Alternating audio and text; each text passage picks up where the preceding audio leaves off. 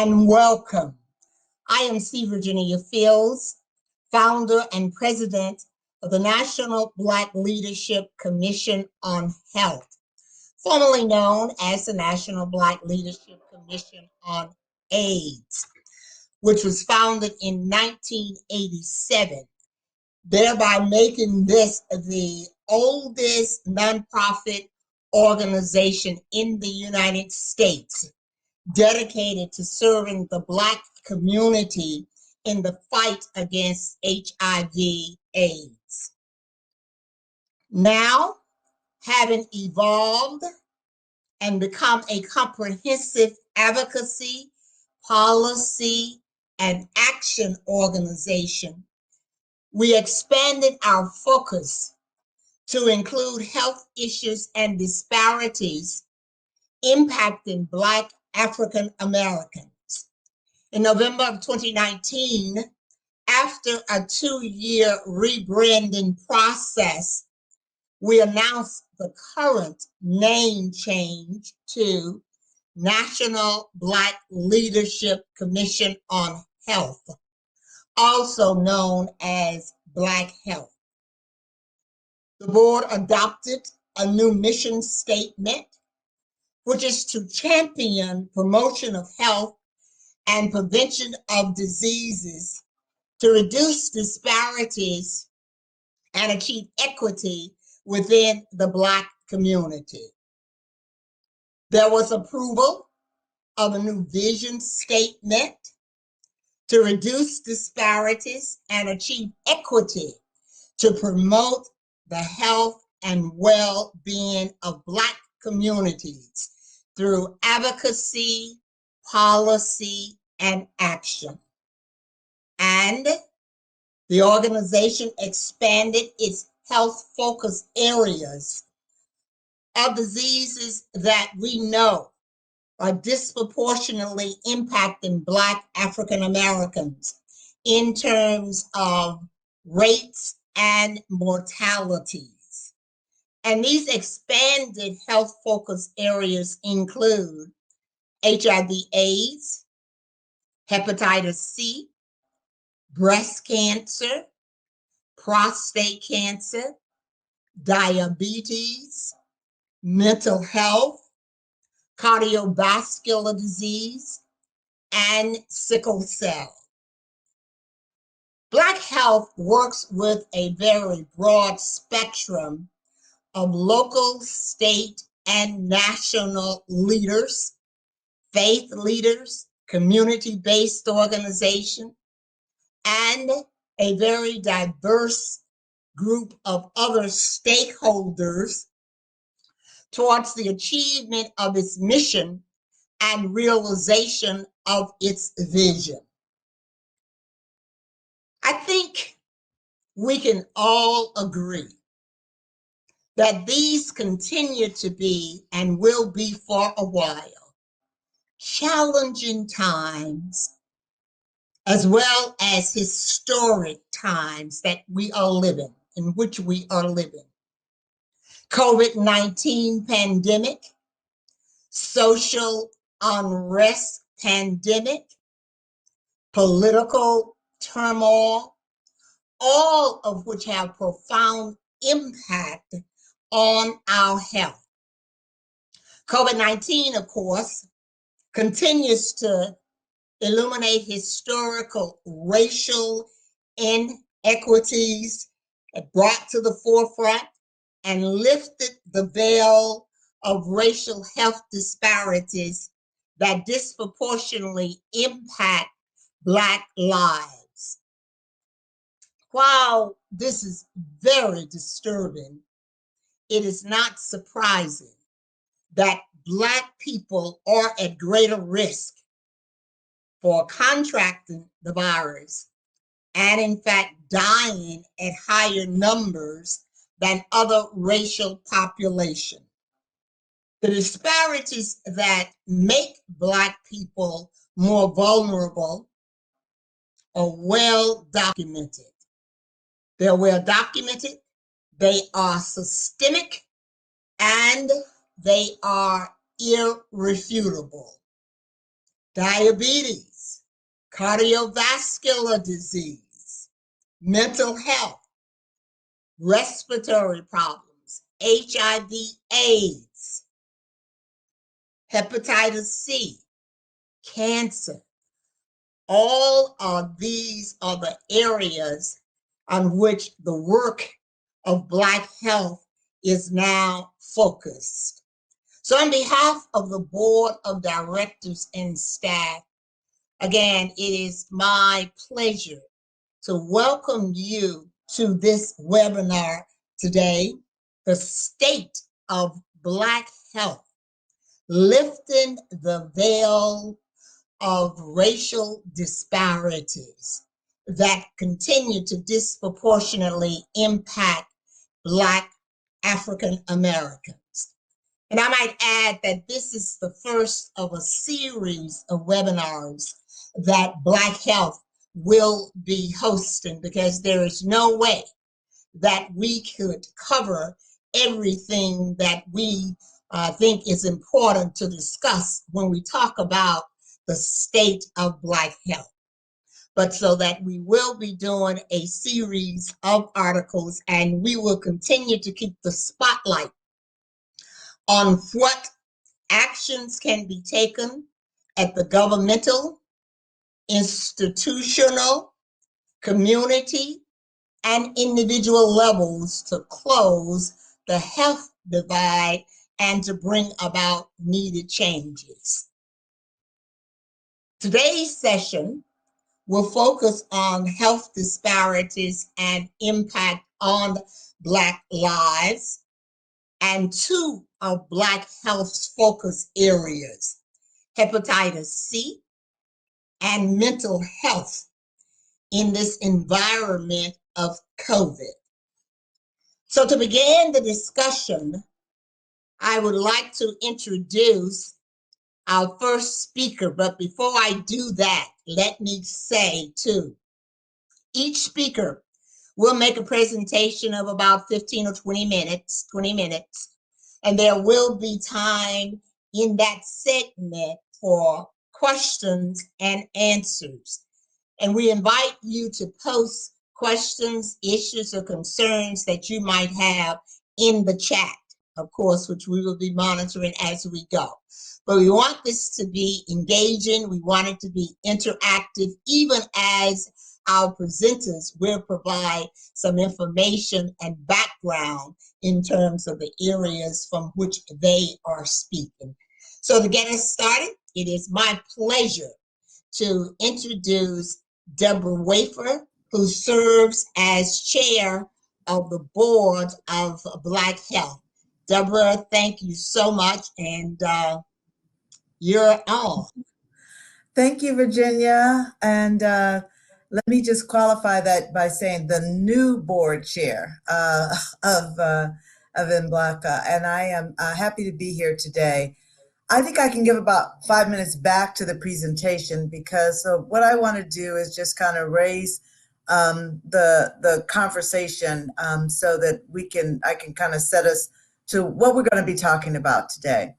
I think anybody who's probably on this call knows that when it comes to Black people and it comes to health, that our numbers are higher in most disease categories, and that we're dying probably more in any category. And that has to do with health equity, it has to do with systemic racism, and it has to do with everything that has happened to Black people since we were enslaved and brought to this country. But I want to just take a minute and talk about what the WHO defines as health. The WHO says that health is a state of complete physical, mental, and social well-being, not merely the absence of disease. And I think that that's very important, because the quality of health and how health is distributed among economics and social status in a society can provide insight into the level of development within that society. And I think that this year, all of us in America have seen that health equity is not what it should be when it came to COVID-19, because we saw, or we're seeing, the people most impacted by COVID-19, the people most dying of COVID-19 are people of color. And there are people who are consistently deprived access to the social determinants of health. And we're talking about fair wages, we're talking about housing, we're talking about the environment, we're talking about education. All of those are determinants of health. And I heard something the other day that I think kind of says it all. And that was Reverend Jesse Jackson, when he was talking about COVID. He talked about how Black people are the sickest and we're dying the quickest when it comes to COVID. And I think that also spreads across all the other health conditions. And I'll talk a little bit about that in a minute, because I believe that health is political. And if we didn't know that, we know that now. Because we can remember during the fight about access to health care, or the Affordable Care Act, or Obamacare, whatever you want to call it, we saw that the states that fought the most against health access, or fought against Obamacare, were those states where there were large numbers of Black people. And those Black people were not necessarily in leadership positions that could make a difference. I'd also like to quote Dr. Martin Luther King coming out of Black History Month. Dr. King said something in his I Have a Dream speech that I think didn't get a lot of play.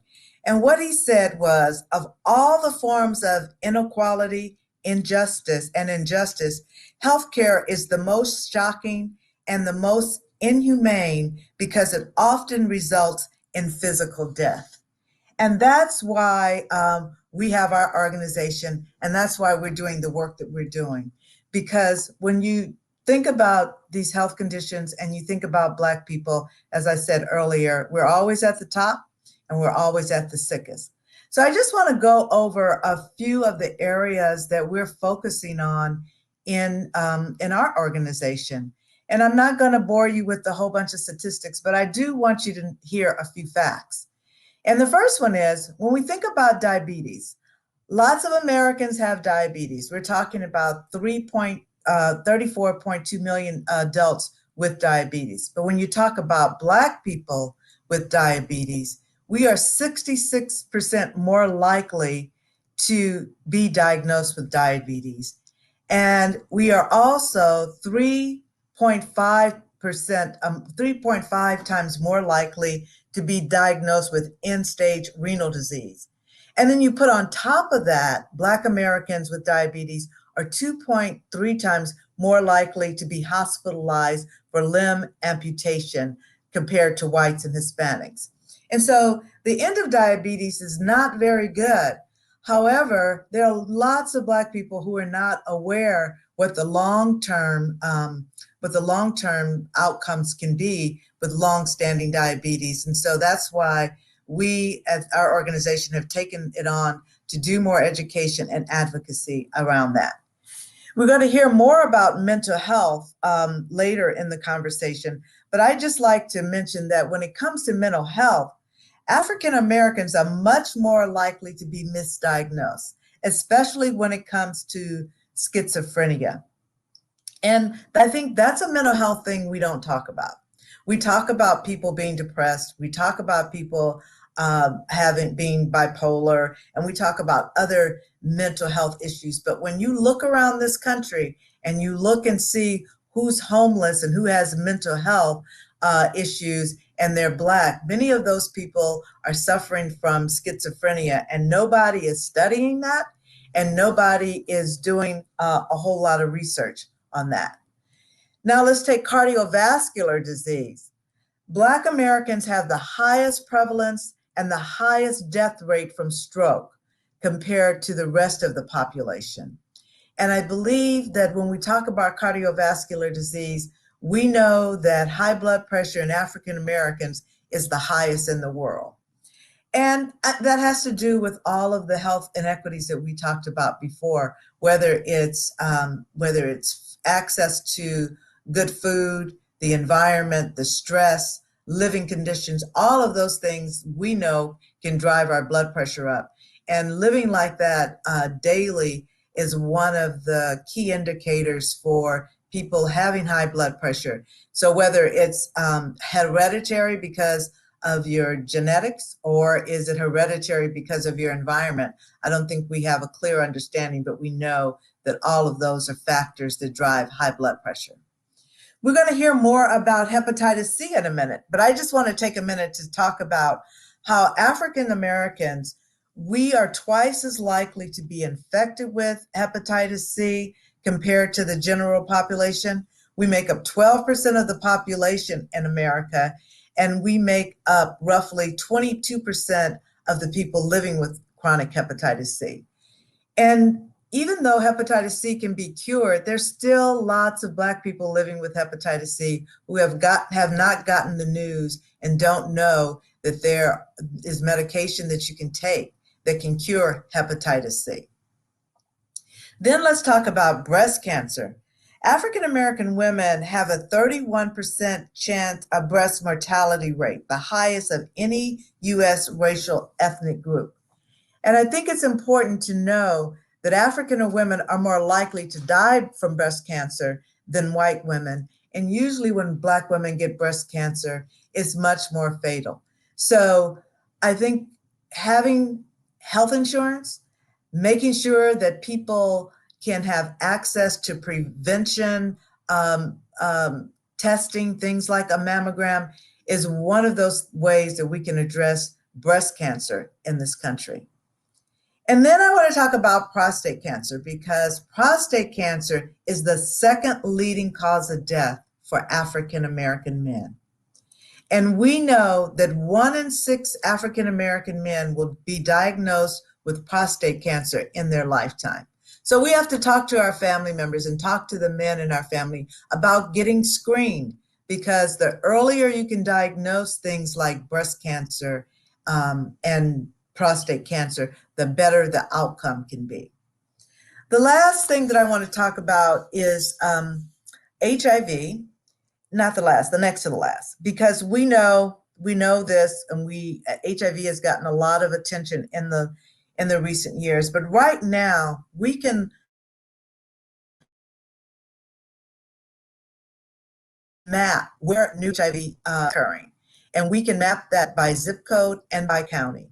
And if you look at a map of HIV and you look at a map of COVID, it's all happening in the same areas. The people who are being diagnosed with COVID and dying from COVID, the people who are being diagnosed with HIV and dying from HIV, same zip codes and same parts of the country. The last two things kind of go together, is talking about maternal health. Sorry about that. Maternal health. I have a history of working with women in maternal health as a labor and delivery nurse, as well as a childbirth instructor.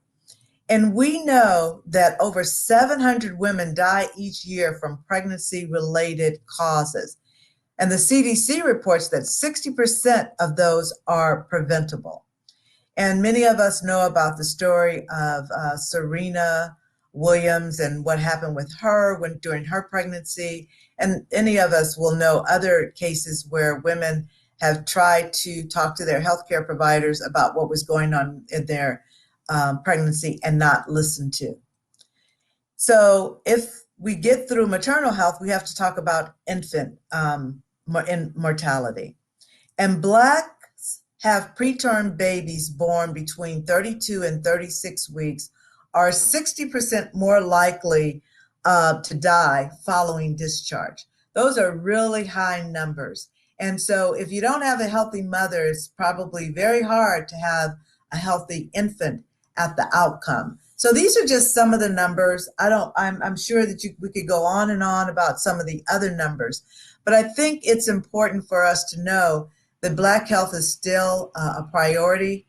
There are many things that we can do things about. I think the biggest one is advocating for the Affordable Care Act in those states where we have high percentage of Black people living many of those Black people living below the poverty line, and many of them living in states where the leadership is not interested in having access to health care for everyone.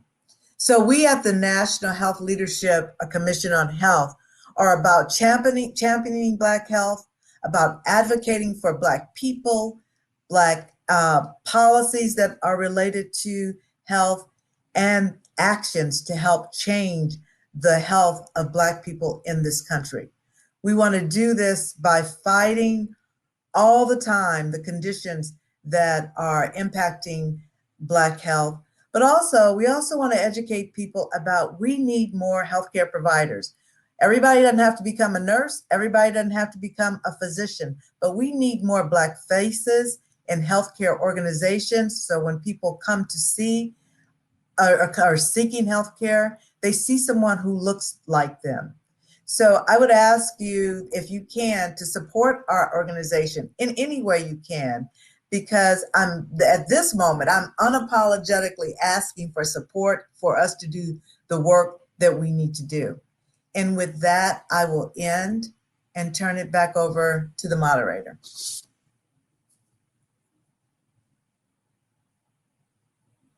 You're on mute. I understand that, right. I just recognize that. I apologize to our viewers.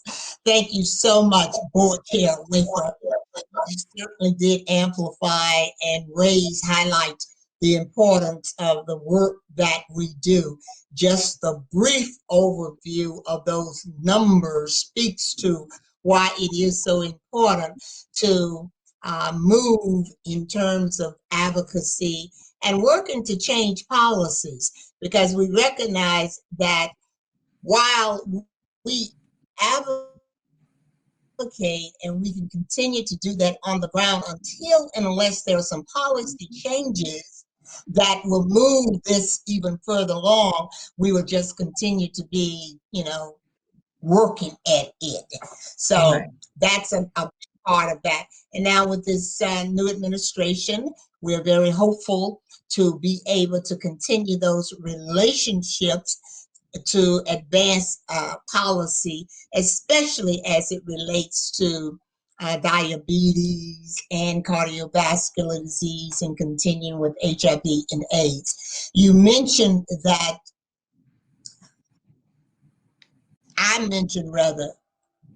that none of this is disturbing for us, because everything that you talked about, the data is there, the research is there. We know about structural racism, and we still have not fully turned the corner on that. So I'm hopeful that during this time period where we're seeing more governors, where we're seeing other elected leaders, where we're seeing major institutions like the American Medical Association recognize that healthcare is about racism, and that we have got to address that. So coming from that field, I would just ask you one question, and that is, I know you're very active too with the National Black Nurses Association, correct? Mm-hmm, yes.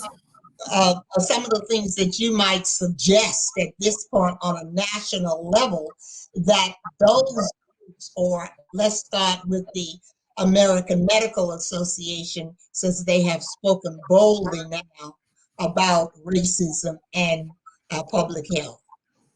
So the American Medical Association and the National Medical Association, I think, there used to be a time that all of those organizations would meet like every 4 years. The National Medical Association, which is a group of Black doctors, the National Black Nurses, National Black Lawyers, the National Black Psychiatrists, would all convene at one time. And I think that's what we need now. I mean, I think everyone knows what the issues are, knows what the solutions are, but I think joining forces, we would have a bigger impact, and everyone could find their lane and advocate where they need to advocate, but to have one big push is what I think we need to do. I think that, all of the organizations, the National Medical Association, the National Black Nurses, all of those organizations were founded, and one of the driving forces is better health care for Black people. That is what those organizations were founded for. It was based on what the health issues are of the Black community. So I think we could do a little bit more if we all had some kind of way of coming together and being a driving force when it comes to policy, when it comes to changes in our local communities, as well as nationally. I think that's certainly an excellent suggestion. You were correct. Rather, you reminded me that these groups used to work together, but now everyone is doing it in silo. But given the fact that we know what the problems are, we know what the issues are, and we know what solutions should be brought about. So that's something that we're making note of as another step in our work on this issue. Lastly, someone mentioned in the chat, commented on what you said about having more people who represent the population, in this case, Black and African Americans, in positions to be able to do the research. Everyone, we're all very delighted to see Dr. Kesey, who's a part of the research for the vaccines, right? And everyone has, spoken very highly about that and very pleased for that. But we're also pleased to see the attention given to so many other Black leaders who are either taking the vaccinations or encouraging people, because there's such hesitancy out there and so many questions and so much mistrust. It is interesting, again, how we get called upon to be the face when we're in a crisis, but we're not the ones who are being accepted in med schools or given grants. Black researchers to do more, receiving more grants to do the work, so that when we hit these positions or these points, we're already there, and it's nothing, nothing new. But of course, it's nothing new for Black health, because that is the population that we work with. So thank you so much. Let me say one other thing, because the other point I wanted to make is all of the points that you just made, Virginia, but I think it's also important for young people to know that, there's a lot of money going to Black medical schools now. Just in the last year or so that, there's been a lot of money to train more Black physicians. But I think, I'm a nurse practitioner now, but I started as a medical assistant. So I started in a doctor's office and I worked my way up. And I think that that's one of the things that we could get more young Black people doing. Everyone does not have to go to medical school. And I believe we need more Black doctors. We need more Black men who are doctors, as well as more Black women who are doctors. We need more Black nurses, but we need more radiology techs and people who work in the labs. And we need more people so that when Black folks come into the medical centers, they see folks who look like them. I recall working at UCLA as a nurse practitioner, and if I walked in the clinic with my white jacket on and there were Black people there, all the Black people would turn their heads like, who is that? And then they would ask, can I see the Black lady? Because they felt comfortable sharing with me what was going on in their lives, and had some sense of community about the conversation that we would have. And I think that's what's important too, along with all the things that you spoke about, but from the ground up is where we need Black folks. Thank you. And I couldn't agree with you more. Thank you so much for Chair Wafer.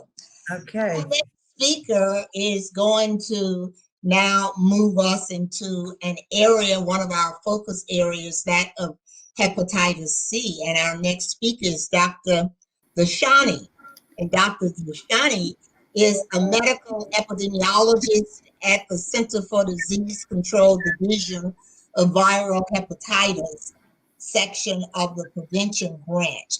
And in her capacity, she provides technical assistance and guidance to states on designing epidemiologic profiles to increase public and professional awareness, and drives policies and professional awareness for viral hepatitis prevention, care, and assists states in facilitating the development of a viral hepatitis elimination plan. Dr. Doshani earned her master's in public health in epidemiology from Tulane University and received her medical degree from the University of Mumbai, India. And I know that recently the CDC, Center for Disease Control, released some new recommendations in terms of hepatitis C. And this too is an area where Black Health has been very involved, where we started about 6 years ago a national Hep C Day in order to increase awareness. So thank you so much, Dr. Doshani, for being here, and we welcome you. Thank you so much for inviting me to speak on this important topic today. At CDC, we're very happy to be here. So I will start my presentation. I don't see the slides on. Okay, perfect. Thank you. So the title of my presentation today is Hepatitis C Testing, Making a Case to Eliminate Hepatitis C. I shall start by looking at the epidemiology of hepatitis C, followed by some of the national trends. We will then dive into looking at Hep C testing and looking at some of the CDC priorities and some of the opportunities that have presented as a result of COVID-19. And I will address this specific only to viral hepatitis testing. Next slide, please. So what is hepatitis C? Hepatitis C is a single-stranded RNA virus of the Flaviviridae family. There are 7 genotypes and more than 80 subtypes. Globally, the distribution of genotypes varies by geography. In the United States, genotype 1 is the most common, and genotype 1A accounts for more than 50% of all HCV infections in the United States. Next slide. So, what is the mode of transmission? Hepatitis C is a blood-borne virus that is predominantly transmitted when an uninfected person comes in contact with an infected body fluid, particularly blood, and most often by sharing injection drug equipment. Less commonly, hepatitis C can also be transmitted from mother to child and sexually. Hepatitis C is the leading cause of disease from liver disease in the United States. Acute hepatitis C infection develops when someone is first infected and is often asymptomatic, and more than 50% of cases will progress to chronic infection, which is life-threatening and can lead to severe liver damage, cancer, and even death. Hepatitis C can be diagnosed with a simple blood test and is curable with a short course of direct-acting antiviral medication. In spite of this, we see new cases of this preventable disease increasing. Next slide, please. So now we shall look at some of the data in the United States for hepatitis C. Next slide. Viral hepatitis is a massive public health burden. An estimated 2.4 million people in the United States are infected with hepatitis C. Not only are these numbers staggering, but new infections are on the rise. Additionally, about 40% of people living with hepatitis C haven't been diagnosed and remain unaware that they are infected, precluding people from accessing care and treatment, leading to advanced liver disease and even death. Not all groups are affected equally, and as you will see in the next few slides, rates of new viral hepatitis infections are increasing, most dramatically among young adults with a history of injection drug use. Next slide. This graph from the CDC surveillance data reported through the National Notifiable Surveillance System indicates that hepatitis C is still on the rise in the United States, with an estimated 50,000 new cases being reported in 2018. Next slide. Mapping of reported acute Hep C cases showed that the cases appeared to be aligned with states most affected by the nation's opioid crisis. Over here, you will see the gray area indicates no data is available, but the darker shades of teal indicate higher rates. Next slide. And of the 51% of reported cases that included risk factor data, 72% reported a history of injection drug use, making it mostly commonly reported risk factor. This was followed by multiple sex partners, which was the next most commonly reported risk factor at 32%. Next slide, please. These are national surveillance data, cases of acute Hep C reported between 2003 and 2018, which is the most recent year for which data is available at CDC. In 2018, 3,621 cases were reported, with an overall rate of 1.2 cases per 100,000 population. And as you can see from the graph, HCV rates are rising, especially in persons aged 20 to 29 years of age, which is denoted here by the blue line, and in persons aged 30 to 39 years, which is seen in green. And the most common reported risk factor is injection drug use. Next slide, please. This graph shows reported acute Hep C rates broken down by race and ethnicity. American Indian and Alaskan Natives reported the highest rate in 2018. However, the rates of reported acute Hep C among the Black non-Hispanic persons in the United States, seen here in green, were 3 times as high in 2018 compared to 2014. Please note that there are several limitations to this data, as this is based on self-reported cases from state and local health departments. Next slide. This slide looks at the mortality data from vital statistics by race and ethnicity. Despite the availability of curative treatment, the rate of Hep C-related deaths among Black, non-Hispanic persons was the second highest among all racial ethnic groups in 2018, and nearly 2 times as high as white non-Hispanic persons. Statistics such as these reinforce the importance and the immediate need for increased hepatitis C testing and linkage to care and treatment. Next slide, please. Now we shall look into hepatitis C testing. Next slide. As mentioned earlier, awareness of hepatitis C still is lagging behind. Only 61% of people with hepatitis C between 2015 and 2018 were aware of their infection. 2018 marked a decade of increases in new Hep C infections among people in their 20s and 30s. And a simple blood test is needed to test for hepatitis C. Next slide. Last year, CDC updated the recommendations of the hepatitis C screening on who should be tested for hepatitis C. Next slide. CDC, thanks. Next slide.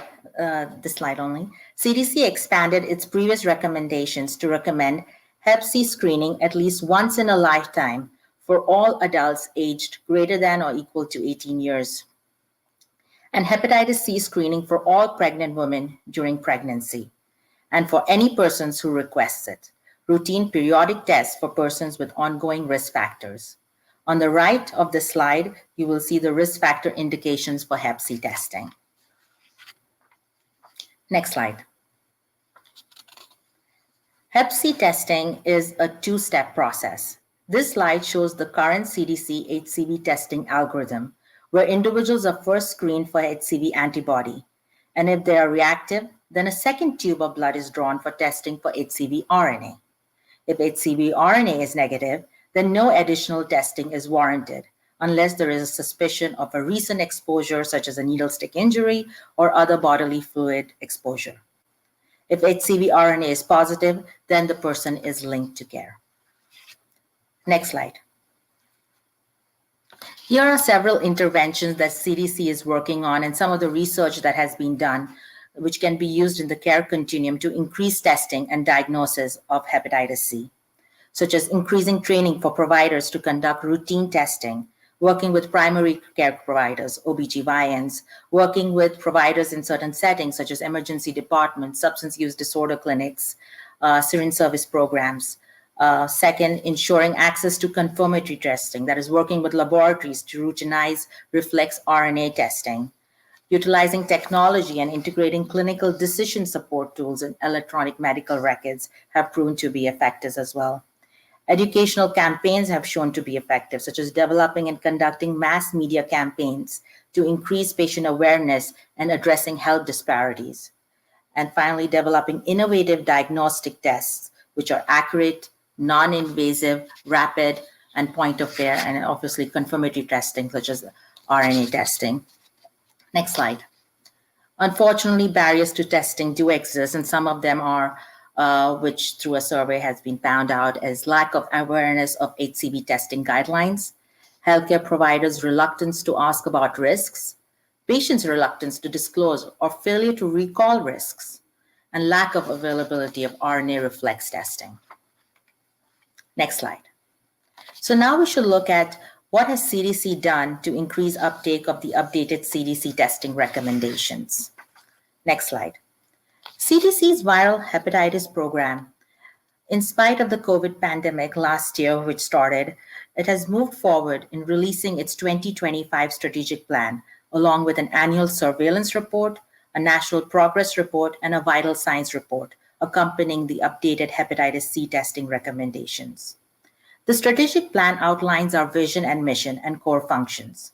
As many of you know, CDC's viral hepatitis program is responsible for monitoring viral hepatitis disease trends to surveillance, detecting and responding to viral hepatitis outbreaks, supporting jurisdictional surveillance capacity and prevention, testing and linkage to care for services for all populations, advancing viral hepatitis research and applying that to the development of testing and vaccination recommendations and programmatic efforts, and increasing public awareness of viral hepatitis.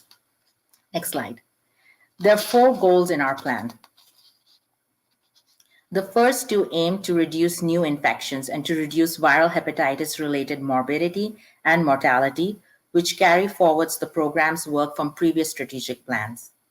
The last two shine a light on important challenges for CDC viral hepatitis programs, reducing viral hepatitis-related disparities and establishing comprehensive national viral hepatitis surveillance. Next slide. CDC works closely with the U.S. Department of Health Services in support of a recently released National Viral Hepatitis Strategic Plan 2021 to 2025. This table is from the national plan, and CDC is committed to use it as a guide when planning programs, prioritizing research and policy to ensure our work is reaching the people most impacted by viral hepatitis. Next slide. CDC plans to tackle substance use disorder and hepatitis C together as well. In order to improve health equity, the best way we are going to decrease disparities is to ensure cost-effective interventions are introduced in settings that will reach at-risk populations. This slide builds on previous slides and shows that less than half of persons who inject drugs got tested for HIV or hepatitis C in 2017. And less than 30% of substance use disorder treatment facilities offer that screening. More facilities may be offering testing now with funding under the SAMHSA State Opioid Response Funding, and CDC is partnering with the National Association of State Alcohol and Drug Abuse Directors Association to learn more about the substance use disorder treatment facilities, what they might be needed. That said, given the significant overlap of hepatitis, injection drug use, and overdose deaths, it is very critical to leverage partnerships across sectors that are responding to the injection drug use crisis to tackle hepatitis. Sites that serve people with history of injection drug use need to be supported, empowered to combine prevention services with access to HIV and viral hepatitis testing and treatment services. Next slide. In addition, we are aware that syringe service programs increase access to sterile injection equipment for people who may choose to continue using, thereby preventing transmission of bloodborne infections, skin infections, and endocarditis. Not all syringe service programs provide healthcare services on site, though for those that do or refer their clients to healthcare services, it is a cost-effective intervention, keeping people healthy and saving money. Next slide. Another area is the justice system. Justice-involved settings represent another important intersection of disease risk, disease burden, and health disparities. In the United States, 1 in 3 people with hepatitis C will spend time in the jail or prison in a given year, with Black Americans disproportionately represented within the system. The diversity of these settings, jails versus prisons versus detention center, public versus private, along with budget constraints and varying length of stays, create barriers to HCV screening and treatment. However, we are not going to be able to move forwards towards eliminating Hep C as a public health threat in the US without addressing the racial and health injustice present in this environment. States are encouraged, if they have not spoken to their justice colleagues about this, we recommend and encourage them to do so. Next slide. This slide looks at some of the CDC's priorities for hepatitis C. CDC now looks forward to the opportunity of a new integrated viral hepatitis surveillance and prevention program, NOFO, which offers jurisdiction expanded funding to identify outbreaks of hepatitis C, conduct surveillance of acute and chronic hepatitis C, and increase access to hepatitis C testing and referral to care in high-impact settings. In addition, to ensure testing is available and easy for all populations, CDC has begun a process to reassess hepatitis C laboratory diagnostics. The testing algorithm will be reviewed to identify ways for possible streamlining, and CDC is planning to host an expert consultation with a wide range of partners to review the existing diagnostic pipelines for hepatitis C and discuss options to best meet programmatic need and demand. Thus, through the new NOFO and through other efforts, CDC will continue to identify and promote innovative models to increase access to hepatitis C treatment and will provide technical assistance upon request. Next slide. In addition, the CDC has created messages for the No More Hepatitis campaign about to educate providers about hepatitis C testing. You can access these materials on the campaign website, it's free to download. And on the right, you can see there's a link to the website to get more information. Next slide. To reach people in these high impact settings, CDC's new integrated viral hepatitis surveillance prevention program, which I just spoke about, includes an optional component that will fund up to 10 jurisdictions to develop and implement comprehensive, outcome-focused approaches to prevent infections associated with injection drug use, reduce overdose deaths, and link people to substance use disorder treatment. It is expected that recipients under this component will engage with substance use disorder treatment facilities that serve criminal justice-involved populations, and syringe service programs. CDC will continue its partnership to provide technical assistance to syringe service programs regarding program operations, monitoring, and evaluation. CDC has begun several studies to assess the feasibility of microelimination among persons who inject drugs and in a correctional jurisdiction. And to update the national estimate of PSYD, and also mentioned earlier, CDC is in the process of developing messages and has also, from the No Hepatitis campaign, as you had seen in the earlier slide, the specific to healthcare providers. Next slide. So how has COVID impacted us? Like many of us, the CDC viral hepatitis program had high hopes for 2020. We released the updated Hep C testing recommendations and accompanying vital signs, and shared new data in our 2018 Surveillance Summary Report and National Progress Report. Further, we had plans to begin the new Integrated Surveillance and Prevention Program, NOFO, which has been delayed for a year, host another national program planning meeting, and develop tools and guidance to support state viral hepatitis elimination efforts. Unfortunately, COVID-19 disrupted our program's work and much of the work of our jurisdictional partners as well.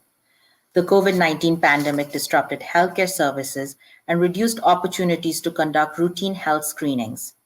Hepatitis C testing is, as you have heard is the first step in linking persons with HCV infection to care and curative treatment. There are concerns that people living with hepatitis C may be identified at more advanced stages of disease now, leading to higher rates of morbidity and mortality, and additional concerns that individuals with unidentified HCV infection may continue to unknowingly transmit the virus to others. We also saw firsthand states unable to keep up with hepatitis A outbreak reporting and to maintain Hep B and C testing and linkage to care and treatment services, as staff were pulled away to support state COVID-19 responses. Social distancing and other stay-at-home orders led few people accessing testing and treatment services, and even the closure of providers and services, especially in non-traditional health settings like syringe service programs. The University of Washington also reported on syringe service programs limitations and closures because of the COVID-19. And NASDAQ also shared with CDC some of the things that they learned through an assessment which was conducted from state and local health departments on the impact of COVID-19 on viral hepatitis. Next slide. This slide addresses a few opportunities that arose due to the COVID-19 pandemic as well, such as the CARES funding supported the procurement of COVID-19 rapid testing equipment, which was compatible with HCV testing. And certain states like New York considered looking at new rapid testing methods using dried blood spots. And also, in many states, the barriers to treat were lifted, especially the Medicaid restrictions on prescriber, liver disease, and sobriety restrictions, which was absolutely great. The next slide. So in summary, I will summarize by saying 2.4 million persons are living with hepatitis C in the United States. If untreated, up to 40% will die of an HCV-related condition. The US is experiencing increasing numbers of HCV-related deaths and numbers of new HCV infections.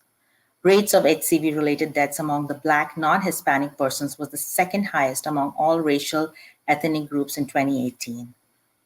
And CDC has just spoke about certain priorities. The Division of Viral Hepatitis plans and continues to collaborate with several partners to develop strategies and tools that can help to prevent transmission, increase the number of cured and avert deaths from hepatitis C, and further build capacity to guide state and local health departments' efforts towards viral hepatitis elimination.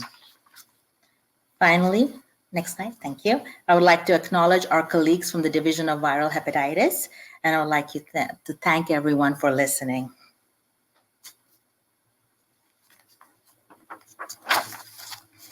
Thank you so much, Thank you. Dr. for a very, very comprehensive overview about hepatitis C.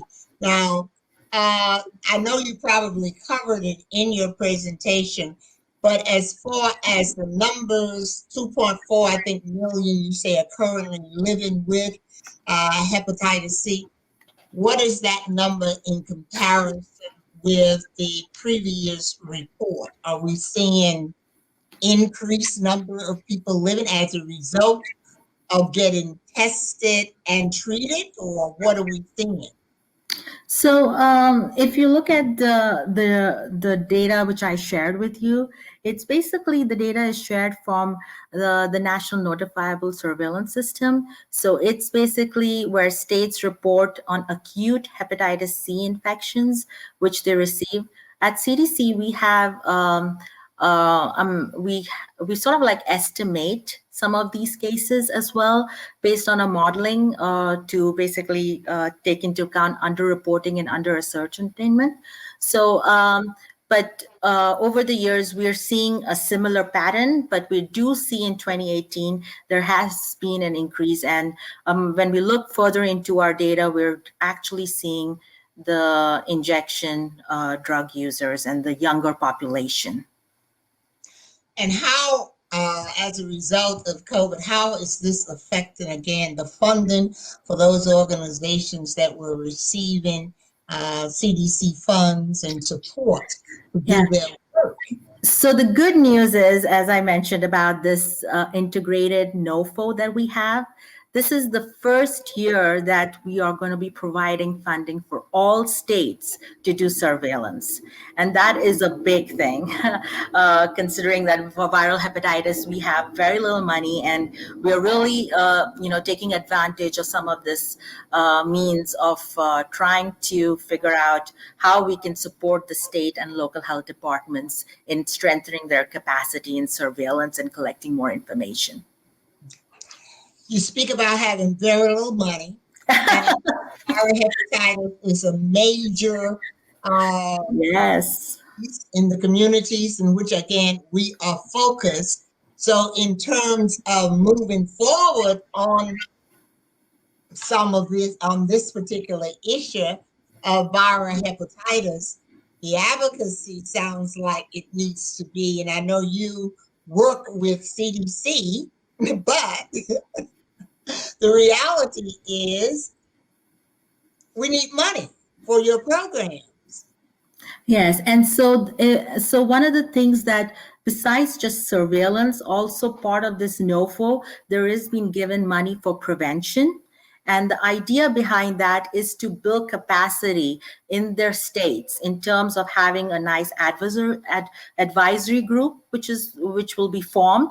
And it will have all different partners that you speak about to basically strengthen and be a voice for viral hepatitis in their jurisdiction. And similarly at CDC, we are partnering with the Injury Center. We're partnering, we're looking at funds, we're working with SAMHSA, we're working with different organizations, again, to strengthen our capacity and to figure out how we can help the whole, everyone in viral hepatitis as much as we can. Someone has posted in the chat, and we encourage you to post questions or concerns or suggestions in our chat. Medical students receive very little information about hepatitis C. What are your thoughts on improving the education of med students about viral hepatitis? This is a very, very interesting question. And this is one of the things that we are working on in terms of building provider capacity, making providers aware and knowledgeable about hepatitis C. So a lot of things are in the works. We have our No Hepatitis campaign also, which talks about educating health providers. But in terms of the medical students, I think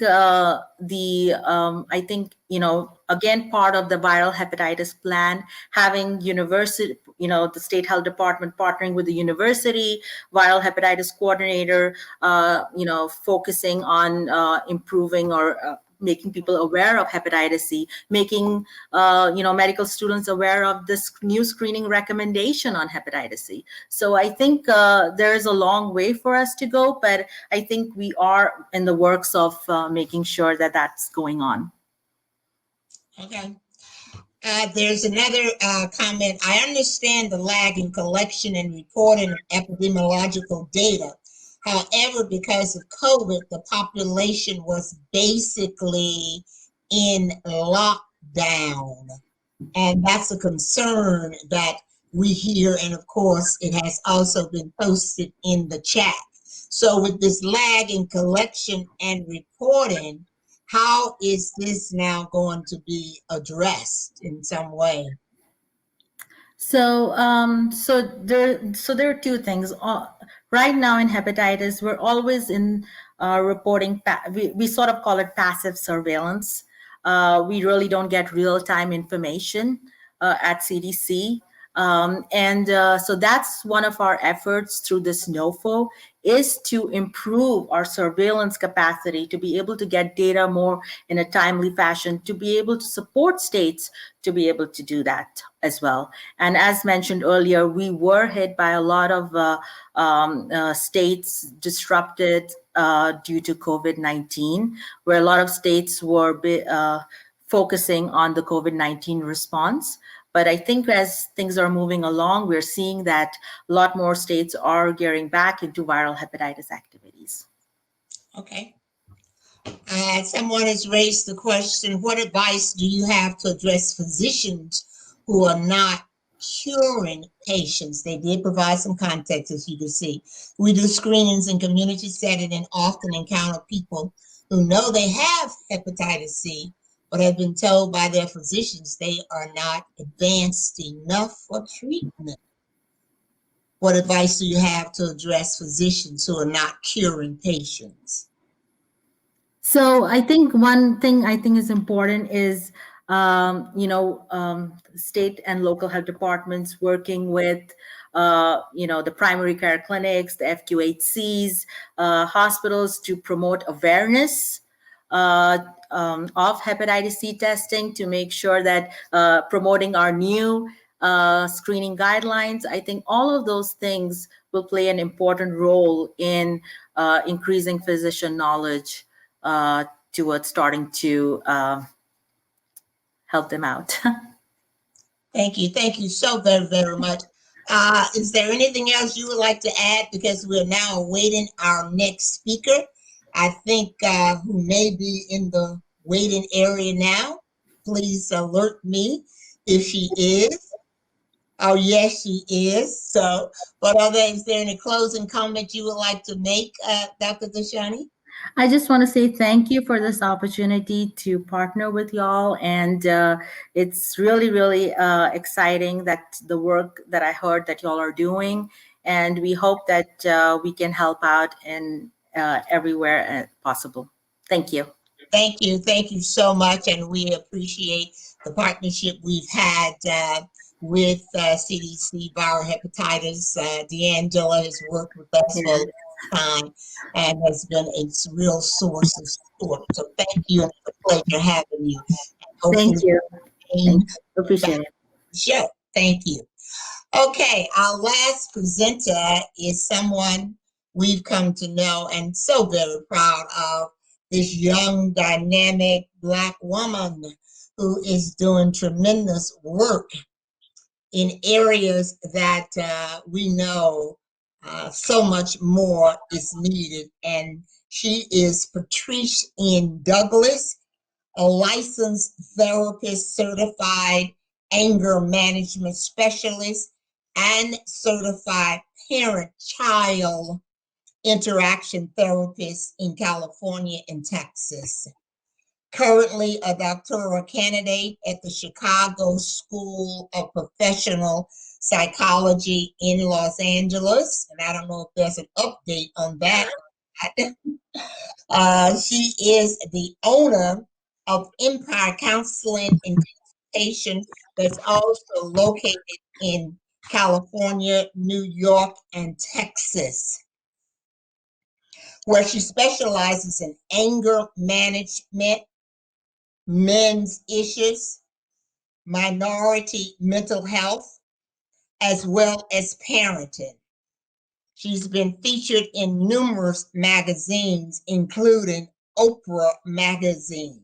So with that, Dr. Patrice Douglas. Yes, thank you for having me. And I'm aware now that my bio seems to be a little outdated, but I'm more than happy to be with you all today. I do have a presentation. There we are. So today we're going to be talking about COVID and mental health. Let me see if I have access to change. Okay, so really quickly, just an introduction about myself. My name is Dr. Patrice Douglas. I am a licensed psychotherapist in multiple states. Specifically to COVID, I have expanded my services specifically across the East Coast, trying to provide virtual therapy to those that need it. I am the owner of Empire Counseling and Consultation, where I specialize in Black men's issues, addiction, anything regarding minority mental health, relationship conflicts, everything you can name. I pretty much can help with that. I'm also trauma informed, and I'm an expert in minority mental health, as I am trained in EMDR. So we're going to talk about how COVID-19 has affected the Black community. So it's almost been a year since we've been on lockdown. Some states have been on lockdown longer than others. I am in the state of California. So our orders just got lifted not too long ago about sheltering in place or being at home. But there's been some good and bad things that have happened with COVID in the Black community. You know, employment has changed. So some people have gotten laid off. Some people have been remote working. Some people, their entrepreneurship has risen to the occasion. So that's a change. On top of that, we've been having fear of dying from COVID. A lot of us weren't aware that certain pre-existing conditions such as vitamin D deficiencies, heart failures, asthma and things like that put the Black community at risk for COVID and potentially can succumb to COVID. So you got fear of death. You're wondering if you need to get checked out by your doctor, but you don't want to go to the doctor because you don't want to expose yourself to COVID, or because you're not in a medical crisis, your physicians won't see you. Also, we've been having, struggles with actually being identified as medical examples of, the vaccine may work for us, or this is what's going on with the Black community in COVID, and they're dying at really fast rates. But when you look at the statistics and the research, there's not a lot of research to back up those claims. And so once again, we have that medical mistrust of or what you're saying is true, or are you just telling us that to put the fear in us, or make us do things that maybe is not in our best interest. So once again, you have a divided community of, is this what we're supposed to be doing, or are we being lied to, or there's some dishonesty about what's really happening with COVID-19 in the Black community. And also, we actually got to slow down. I mean, Black people in general are very resilient. We're hard workers. We rarely sit down, which is why we do have so many health elements and mental health issues.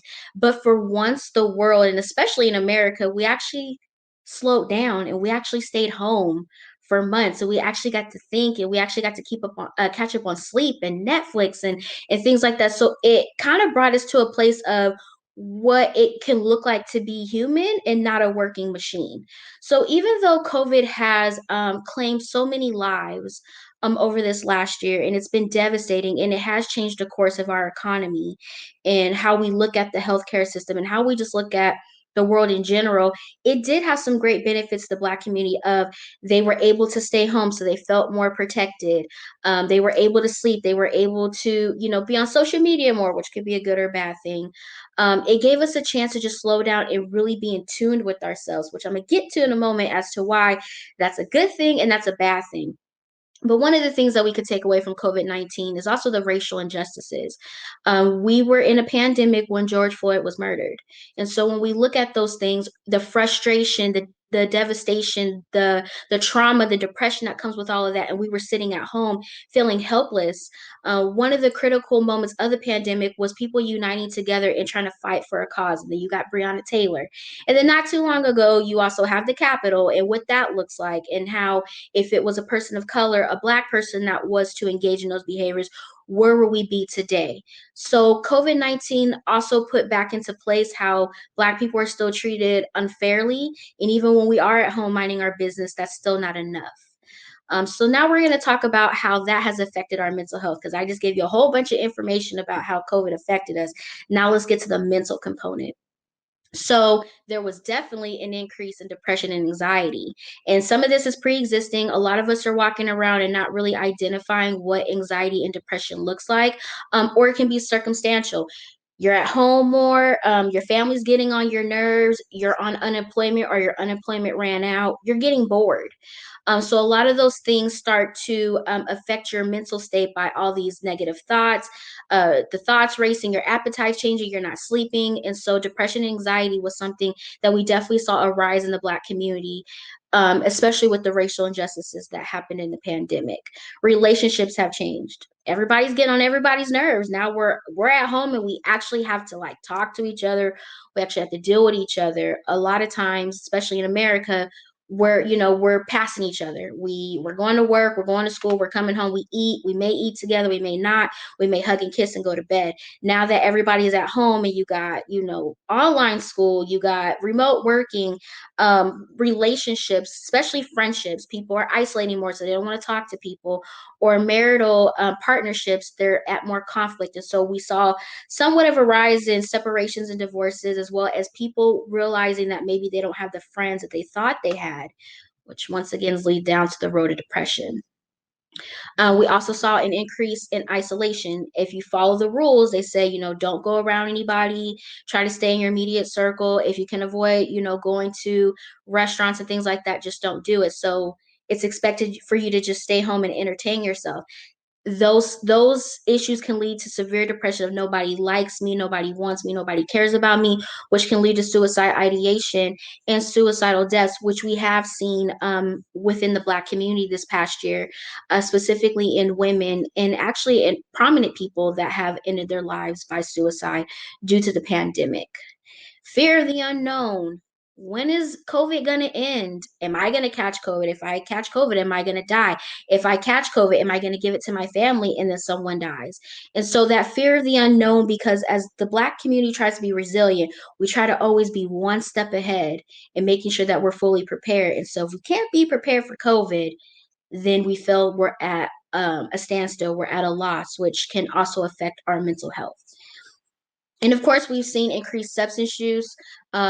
Especially alcohol, because liquor stores were always open. Of course, alcohol is one of those drugs that you can die if you don't detox properly. So it's something that they can't shut down.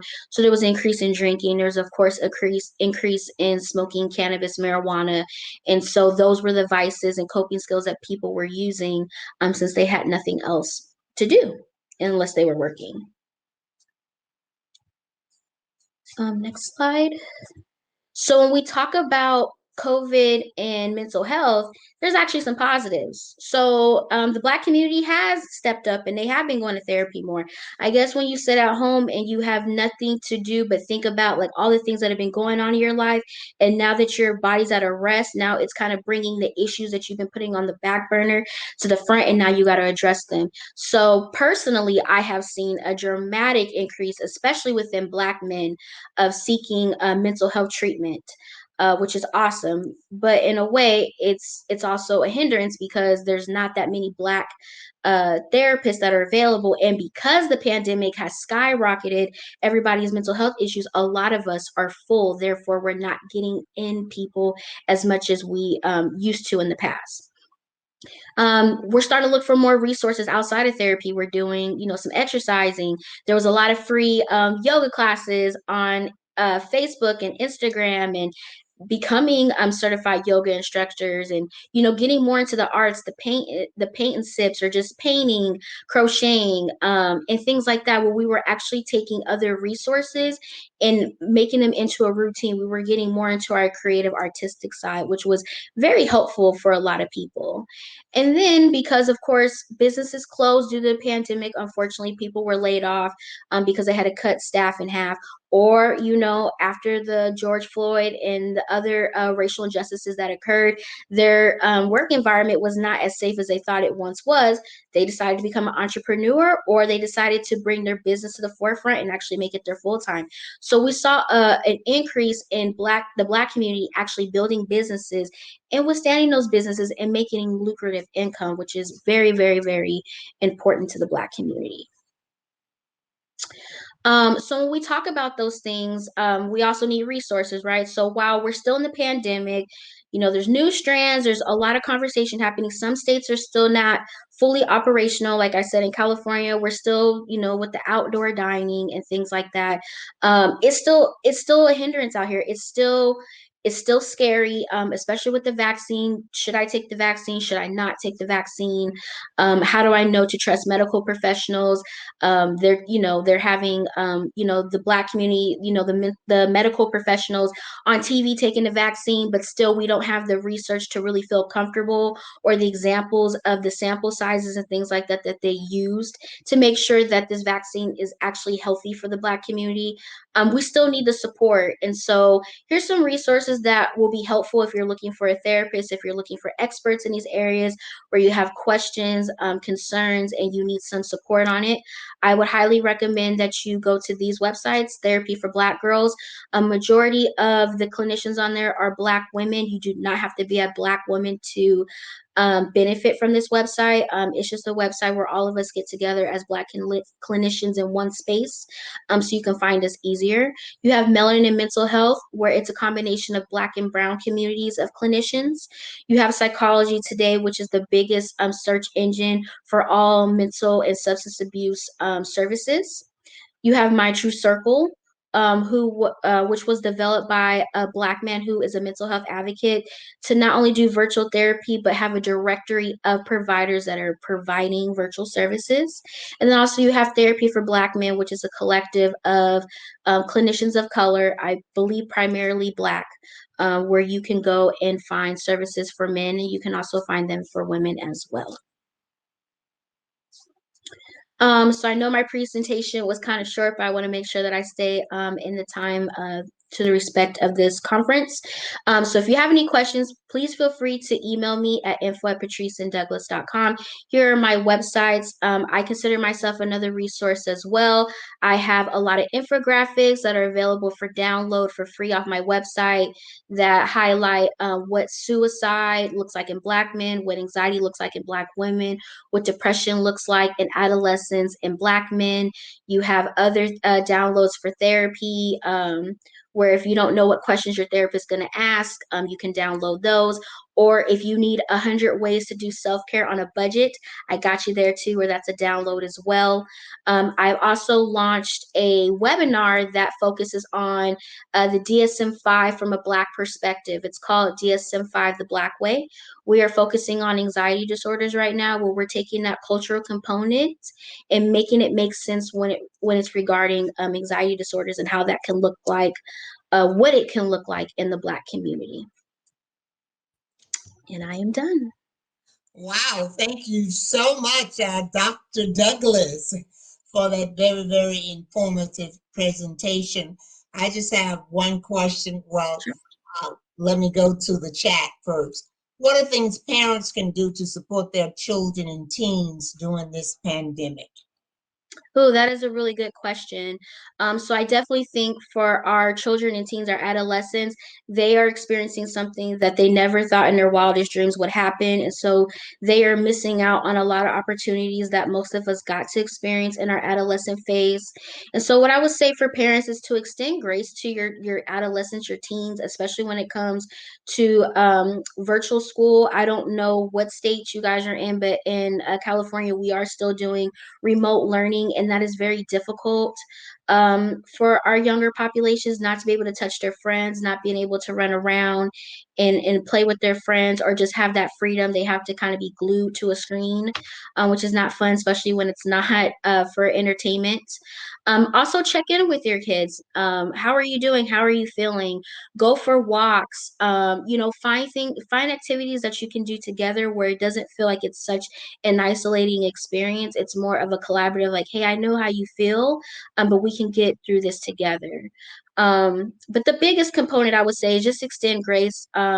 If your children's grades are slipping, online school is very different from in-person school, and so just take more time to understand them and not be so quick to reprimand or punish them for behaviors that are abnormal. This is an abnormal time, and they just need all the love that they can get. How much time is too much time for social media? Ooh, well, that's a really good question too. I don't know if I'm the greatest person to answer this because I'm probably over what I'm about to recommend. But I think it depends on what you're trying to do. I would say it's not ideal, but I do this too.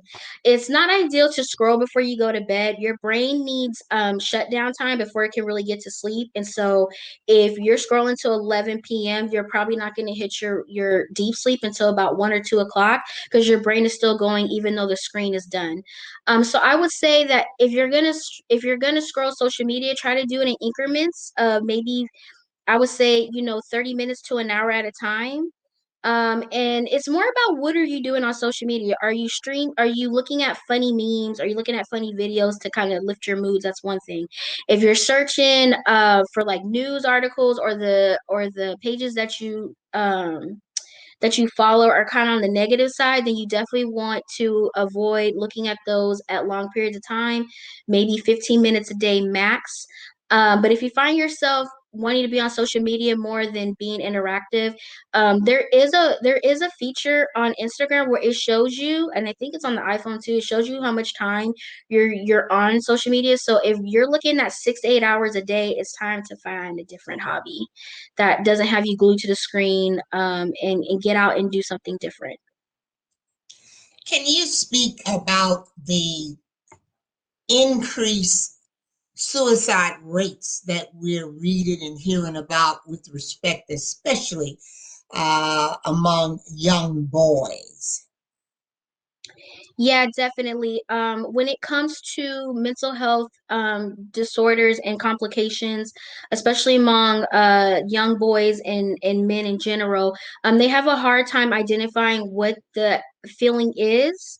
And because a lot of boys are not conditioned to talk about how they feel, they think that something is wrong and they're doing something wrong, and they don't know how to approach it without feeling like they're being feminine about it, or because they don't know what it is, they don't know how to explain it, and they don't feel comfortable telling somebody because they can't identify it for themselves. And so it gets to the place where their thought process is, well, it would just be better if I'm not here anymore. And especially with young Black boys, depending on what they're looking at on social media or even their friends, if there's a lot of bullying involved, if they're listening to a lot of music that talks about depression and the dark thoughts and using drugs and not wanting to be here anymore, because the brain stops growing about 25, 26, it leaves really, really big impressions. And so it's important that we check in with our youth. It's important for us to identify the symptoms of what depression looks like. It looks a little different for kids, especially boys. You're looking at, they're not really focused in school. They're having anger outbursts. They're being more quiet to themselves. They really don't want to hang out with their friends. They may even be talking about like, oh, Bob, you can have my PS3 or whatever the case may be. Is if they're having those signs, you're definitely dealing with a boy that has depression, and he's toting the line of suicide ideation, because that is one of the biggest things when it comes to adolescents. They want to give away their possessions. That's kind of the telltale sign that they're thinking about not being on this earth anymore. But I do have a resource for that on my website, patriceanddouglas.com, for download. That'll give you more information on how to support your kid and what to say and what not to say. Question: what are the things we should consider when looking for a therapist for the first time? By the way, I was very pleased to hear you say about the dramatic increase among Black men seeking therapy. That's the upside. The downside, the lack of resources for many of them, and what is going to happen if they don't get that therapy. But the question of what are some of the things one should consider when looking for a therapist for the first time? You definitely want to make sure that they have the educational experience, that they have the license to practice therapy. You want to identify that they are a psychotherapist, and they don't have to be, let me back that up. They don't have to be licensed, but they at least have to be registered with the state, because they could be an intern or associate or licensed. You definitely want to know the difference between a life coach and a psychotherapist. If you're looking for more of coping skills and working on trauma and past situations that need some healing, you're going to be looking more for a therapist. If you're looking for somebody to hold you more accountable to your goals and give you different insights about certain things, you may be looking more for a life coach. You also want to be honest with yourself. Do you feel more comfortable talking to a woman? And if you're experiencing anxiety, you may want to talk to somebody that specializes in anxiety. So I would say that the biggest thing about what you want to look for in a therapist is you want to be able to ask those questions. How long have you been practicing? If they're not a clinician of color, do you feel comfortable treating African Americans, the Black community? What do you know about the Black community and their struggles? If it's like LGBT issues, are you LGBTQ plus affirmative? So it's more about asking the questions of what you're looking for and having that space to do so. Most therapists will give you about 10 to 15-minute free consultation just to ask questions. But also don't get discouraged if you do try therapy and you don't feel the vibe with your therapist. We're still human beings at the end of the day, so we may not be a fit for you, but if you try with someone else, they may be a better fit for you. So it's an elimination process. Thank you. Thank you. And this may be our last question. What do you say to community activists on how should we approach getting the message out to our African American community about COVID, given the overwhelming challenges of getting true information out? Great. Very, very good question. So I think just like the media kind of just throw stuff out there every 5 minutes and you think it's new news and it's actually not. It's just they want to be the next best thing. I think that we can kind of slow down and really selectively pick what information we're giving out and what we're not. I know that information is turning every day, but even if we updated our community once a week, that information is going to be more successful than us trying to do it every single day. Look for peer-reviewed articles. Look at the sources that you're looking at. If you're looking at like CNN or, like a local newspaper, look more into the more medical journals.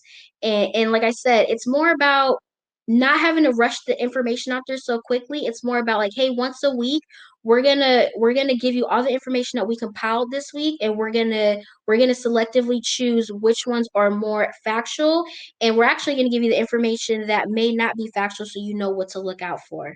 But I think it's more important for us to slow down and really sift through the information before just talking about it, to avoid not trying to be the hot topic, but actually be that resource that we all need. So patience in reading and patience.